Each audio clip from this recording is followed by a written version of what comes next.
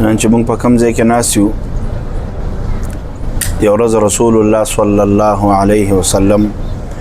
دلته ناستو او د قرآن کریم تلاوت یې کولو څه جنات په لاره تېرېده د غزې ته رالل او نورو جناتو ته وایي تاسو غلي شئ څه تلاوت کېږي جنات رالل او دلته کې د قرآن تلاوت یې واورېدو بیا لاړل خپل نور جنات یې خبر کړه د شپې ټیم چې رسول الله صلی الله علیه وسلم له جنات رالل او جناتو دلته کې بیعت وکړو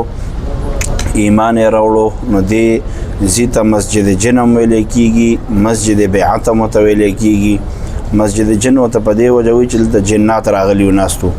مسجد بیعت ورته په دې وجه وایي چې دلته کې جناتو بیعت کړی و نو دا هغه مبارک مقام دی چې په دې ځای کې د قرآن کریم آیتونه نازل شو رب العالمین وفرمیل قل اوحی الی انه استمع نفر من الجن فقالوا انا سمعنا قرآنا عجبا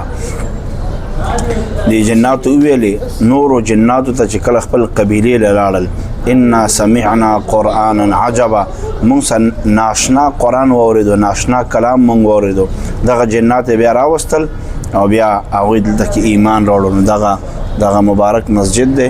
د تاسو وګورئ دغه ځای کې رسول الله صلی الله علیه وسلم ناسته کړې وه دغه مبارک مقام دې ته ویل کېږي مسجد جن مکه مکرمه او مسجد حرم سره نږدې د جومات واقع دی